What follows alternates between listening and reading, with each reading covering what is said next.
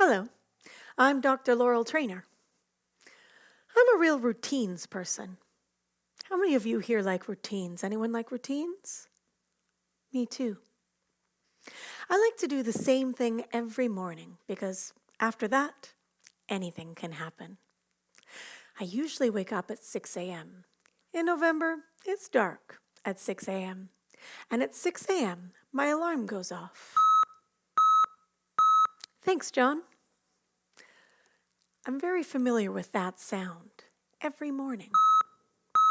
I wake up, and that's what I hear. That's the only thing I hear. And my room is always dark, unless it's the summer. But since it's the fall, and it is fall, I was in a dream. I was having a dream. I was in the forest, and I couldn't find my way. I suppose it was a nightmare, for some reason, I was calm. I was calm, and I was walking through all the trees, and it was dark. But then, suddenly, there was a bright flashing light, and I heard. So I reached over.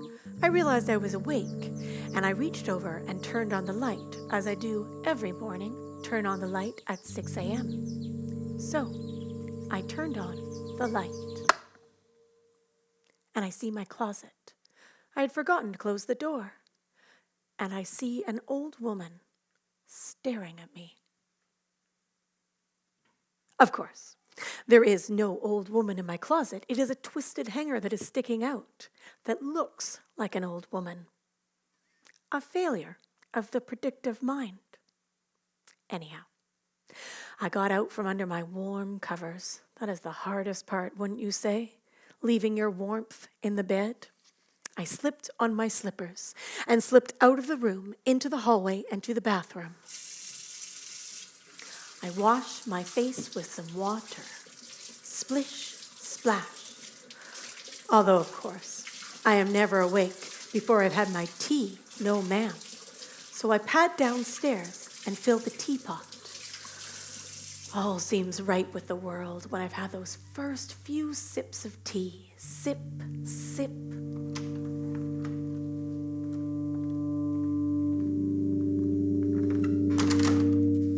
Hello, I'm Dr. Laurel Trainor.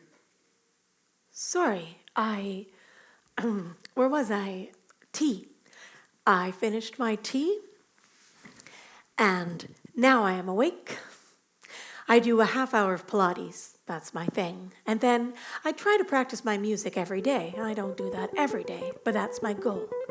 And then by around 9, it's my time where I try to think about things.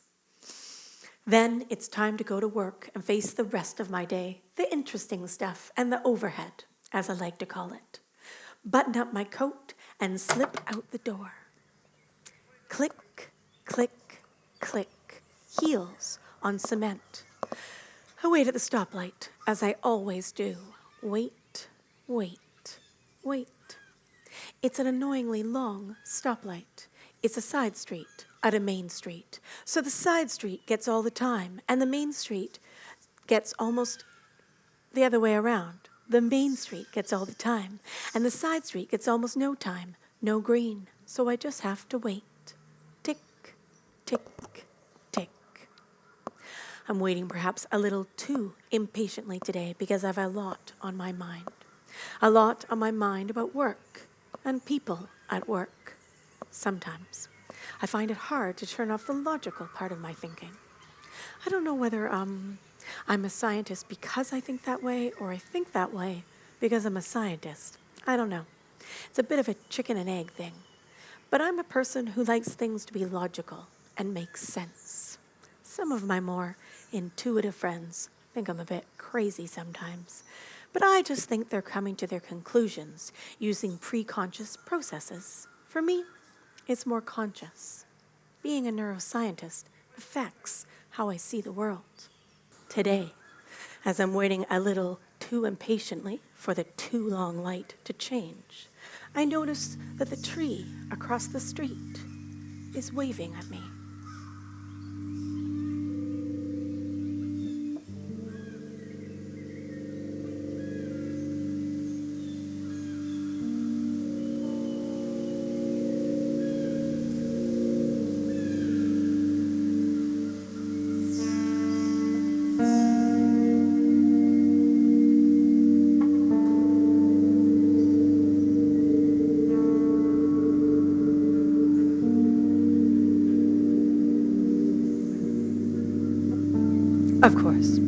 The branches are moving in the wind, but it's true that the branches look like arms that could be waving at me. Long, spindly, skinny arms, waving up and down, up and down.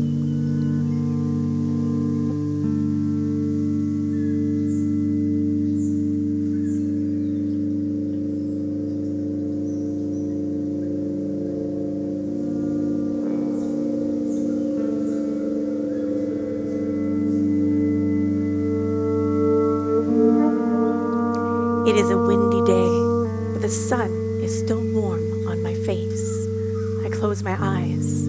I see red, red, yellow, red. Blink, blink, blink. The stoplight is still red. I sigh. The tree sighs too.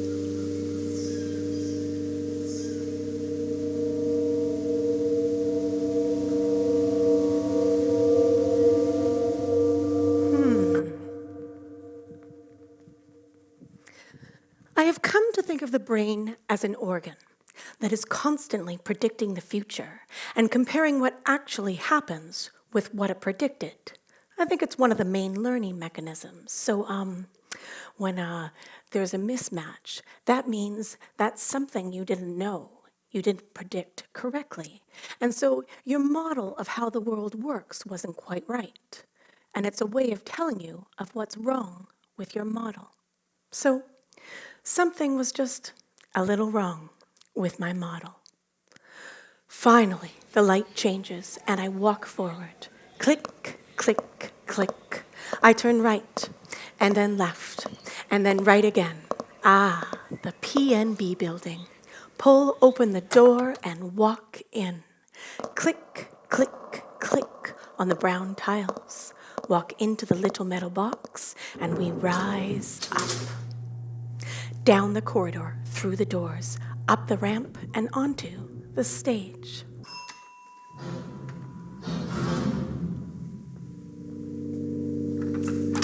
Hello, I'm Dr. Laurel Trainor, and welcome to the LIVELab, and thank you for attending this lecture. We humans are a result of evolutionary pressures to survive in the ecosystem of the Earth. The ability to locomote, to move towards prey and away from predators, was vitally important to our ancestors, and indeed to our far distant evolutionary predecessors. Even very simple organisms can locomote. For example, a jellyfish, with so few neurons it's questionable whether it has a brain, can get from one place to another in the water. In movements, it's all about the timing. In order to be at the right place at the right time, movements need to be timed. And one of the easiest ways to do this is to use rhythms. Because walking and running and other ways of locomoting are repetitive, they are rhythmic. And so they are relatively easy to execute because it's the same movement over and over again. Some parts of the human brain that control movements are evolutionarily ancient. They likely evolved long before we could hear sounds or see objects. So our other senses built on top of our ability to locomote. And so we tend to also hear and see the world organized in rhythmic ways. Our music has rhythms and our speech has rhythms. Even our higher level thought processes have built on top of our ability to locomote, and they have rhythms as well. This is called embodied cognition. The ways we perceive the world and the ways we think abstractly are all based on our bodies and the ways they can move. So we walk rhythmically, we speak rhythmically, and our heartbeats are rhythmic and our breathing is rhythmic. And rhythms are so powerful because their timing regularities enable prediction.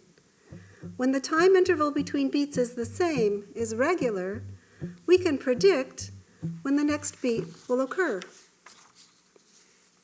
We humans are very interested in predicting the future. On longer time scales, don't you want to know, for example, if the Raptors will ever win the NBA championship again? Or, for that matter, the Tiger Cats, the Grey Cup? Or Perhaps you're interested in how bad the effects of climate change will be in 10 years. Well, maybe you don't want to know that. But reward areas in your brain still get activated when you correctly predict a bad thing. On short time scales, our subconscious brain is continually predicting the future, the next word someone will say, the next note in a melody, and we're only able to make such predictions because of the regularities in the structure of speech and music. Timing regularities are found everywhere in our brains and behaviors. Neural circuits talk to each other rhythmically, and these neural oscillations can be measured with EEG. When we perceive a rhythmic stimulus like speech or music, our attention is directed to the times of beat onsets, whether words or notes. So if you're going to play a wrong note in a melody, play it between beats, because then people likely won't notice. So even though we have some idea that we perceive everything and that time unfolds continuously, in fact, we only consciously perceive a small fraction of the information coming into our eyes and ears. And we quantize that information, paying more attention at some time points than others. From this fragmented input, we construct or we fill in the gaps to create a conscious experience of a continuous world and a sense of ourself as living continuously in that world, even though neuroscience tells us that our sensory input is fragmented. What a miracle!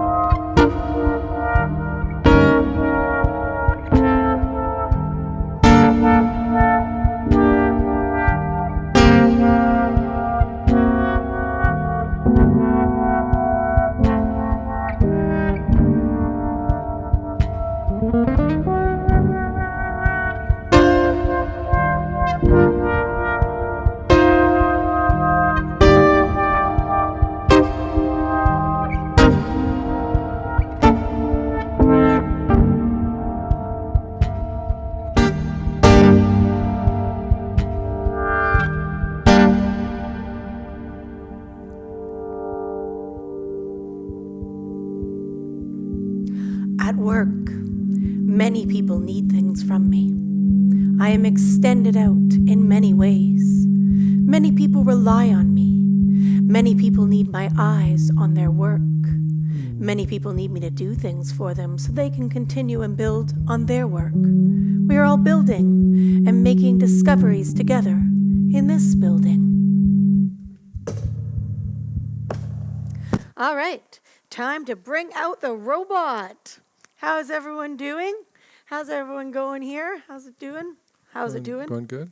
Great, great. So, Julia, I was thinking, should we have you on mic anyhow? I can use my theater voice. Excellent. Can you tell us, what are you doing right now? I am plugging in, I'm all stringed up here for the EMG. So I have these sensors on my arms that connect to my extensor digitoris longus. Wow, impressive. And when I flex, it reads the signal, or hopefully, if I have the battery on. Very important with technology. And then I put it in my pocket. All right, so you're all set to go? Yeah. Great, so now you're going to bring out the robot arm. And we first have to make sure that everything's going. Oh, raring to go. So Jim, who built this, is going to come and tell us, why don't you tell us a little bit about this gadget that you built? Okay, it's just a simple 2-axis robot. There's 2 little motors on here. Each motor is controlled by a different muscle of Julia. So these sensors pick up the electrical signal of her muscle as she flexes. That electrical signal is translated through the signals here in the building into my computer and back out to the robot. So as she flexes a muscle, it controls one of the motors. Each muscle controls a different motor. Amazing. Simple thing. Simple thing. Why did you build this so-called simple thing? It's really sort of a metaphor for some of the things we talk about in the show, the idea that we have now our extended mind, the idea that our mind can fit in, part of our mind can fit in our pocket. Our cell phone controls contains a lot of our memories and thoughts and contacts and so on. We don't have to store it in our brain anymore. And so this is sort of an extension of that, the idea that we can extend our body as well through technology, through prosthetic type devices. So yeah, so Julia can control it anywhere she happens to be in the building through the wireless signal. And it's sort of like a metaphor. Yeah, it's kind of a metaphor of the idea of the extended body. Amazing.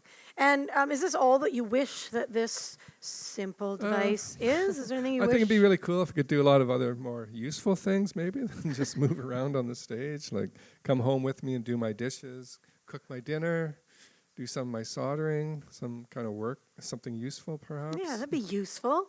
Yeah. And are you happy with how we're using it in the show? Humans like to act on the world. They like to make things, change things, and have big effects on the environment. Marvelous as our brains are, they have limitations. And as we recognize these limitations, we have created technologies to extend our experiences. We have developed goggles that allow us to see infrared light. We can amplify sounds and make electronic sounds to experience things not found in the natural world. We write and read books so that we can experience the experiences of other people, at least to some extent. We use computers and cell phones to extend our poor memories and to talk to people around the world.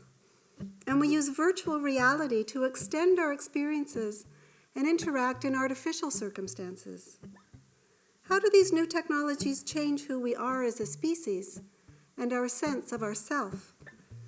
Do they make us feel more connected with other people or less connected? Do they make us appreciate the natural environment more or alienate us from reality?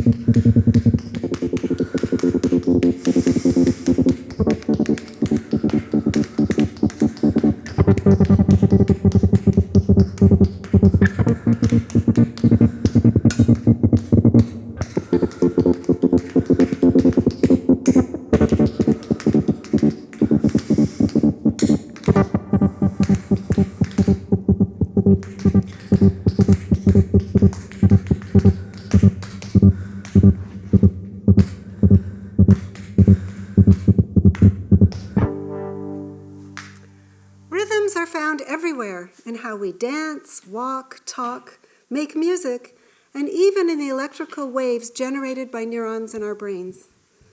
As I said, one reason rhythms are so powerful is that the regularity of their timing enables us to predict the future.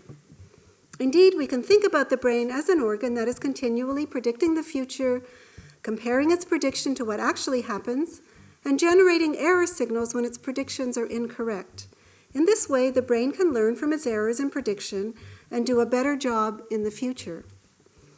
But think about this. We feel like we live in the present, but really we are living in the future because we are predicting and thinking about what will happen in the future. And we are also living in the past because we have to remember things that happened in order to determine whether our predictions were correct or not. In short, in both our subconscious and conscious minds, we live in the past when we remember, and we live in the future when we imagine what will happen. So in our experience, really, the future becomes the past and a new future appears, and in this way, we experience all of this at the same time. So in our experience, really, the future becomes the past and a new future appears, and in this way, we experience, and in this way, and a new future appears, and in this way, we experience all of this at the same time. This way, and a new future appears, and in this way, we experience all of this. So in our experience, the future becomes the past and a new future appears, and in this way, we experience all of this at the same time. So in our experience, really,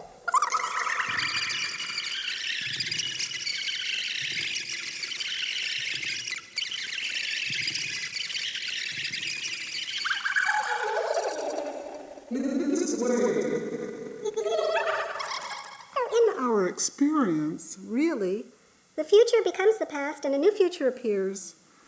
And in this way, we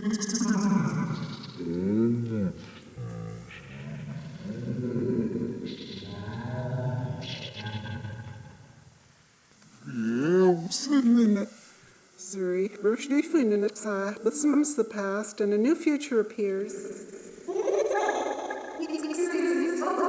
at the same time. So in our experience, really, the future becomes the past and a new future appears. Axon. No.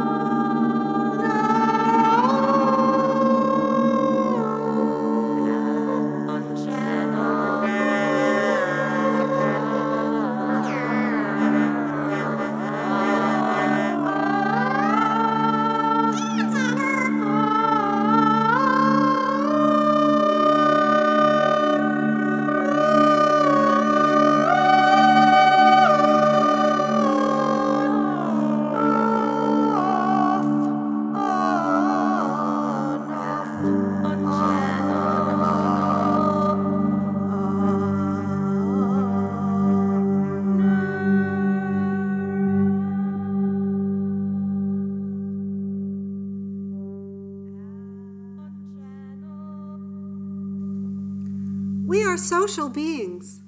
We need to interact with other people. Not only do we depend on others for physical survival, we cannot survive emotionally and stay sane without others. Yet each of us experience ourself as separate from other people. But what if, just the way neurons in our brain connect to each other to give rise to our sense of consciousness, what if through our social interactions, our brains actually interact with other brains, and together a network of brains gives rise to a consciousness at a higher pan-human level?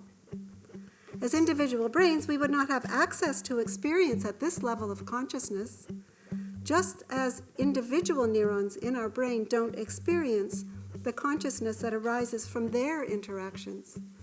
What if? What if?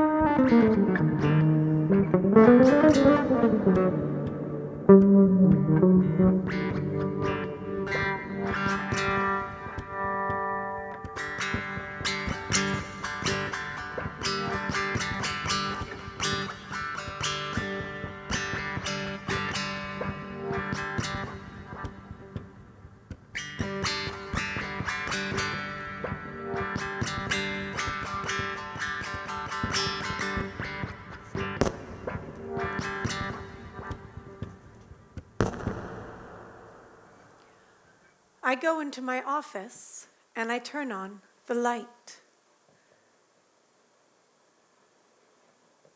Click, blink, flash.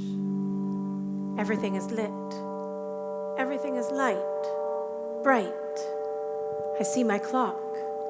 I like an old-fashioned clock, so I have one ticking on my wall. Tick, tock, tick, tock. I am 1 p.m. What? It is 1 p.m. The clock is 1 o'clock. I mean, the clock shows 1 o'clock. Tick, tock, 1 o'clock. I walk forward, and the wall, the molecules. Oh, here's the, what is this called? Chair. It's a chair. I sit. Yes, I sit. I am sitting, but I think I am. I'm sitting. I'm sitting, but I am the chair. I am the chair. We are the chair. What? I am chair. Whoa.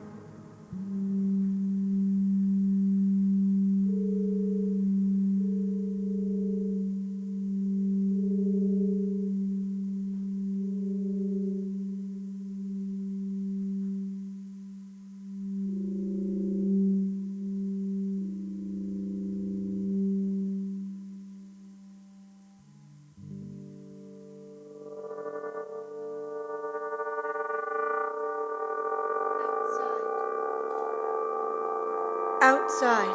It is a gray day, but suddenly, bright flash of warm. The sun. The sun must have come out and it is warm, beating at me through the window glass, except no glass. Wait, where does the window begin and the window end? It usually ends, but now it is endless. Usually I can touch it and my hand stops between the glass and the outside, but my hand is outside. I am the warmth. I am the sun beating down on the glass. My hand is the glass. The glass is moving. A moving glass.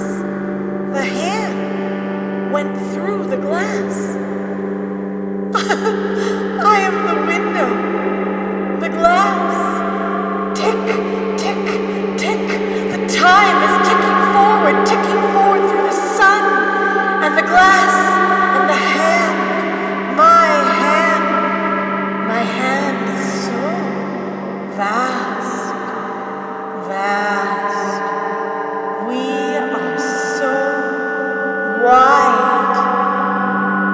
Hello, I'm Dr. Laurel Trainor. Who is Laurel? Who is Laurel? I mean, really, who is Laurel? Aren't we all Laurel? Oh, sorry, I think I must have been daydreaming. Let me continue. Most of us have a strong sense of ourself that continues through time, and we feel like we experience the world outside ourselves directly and veridically. So it is disturbing that neuroscience research tells us that information coming into our senses is actually fragmented and not continuous. As our eyes move around, they capture bits and pieces of the visual world. And only in our brain are these bits of information from our eyes and ears and other senses constructed into plausible hypotheses about things in the world. For example, that a bird is singing in a tree. It is so easy to trick our brains. Sometimes we don't see big things, like where a magician's rabbit comes from, because the magician makes us pay attention to something else. Sometimes we hear sounds that aren't there, or we see things differently from how they actually are. We also experience ourself as constant and unchanging, but ourself is actually constantly changing. Sometimes we are happy and sometimes we are sad, and who I was as a child is vastly different from who I am today. There are a number of theories about how the brain constructs our sense of self.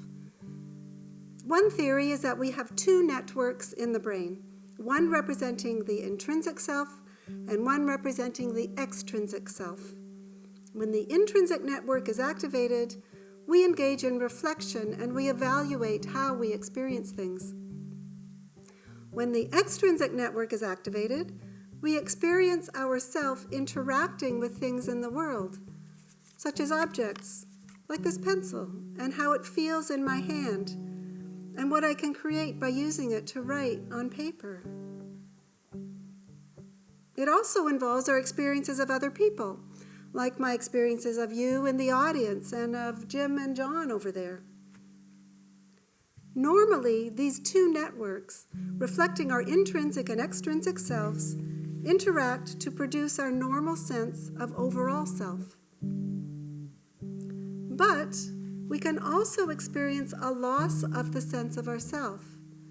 In mild cases, we can feel detached from ourself, as if we are observing ourselves rather than experiencing it. In more severe cases, in schizophrenia or psychosis, for example, parts of ourself can detach and we can experience hallucinations.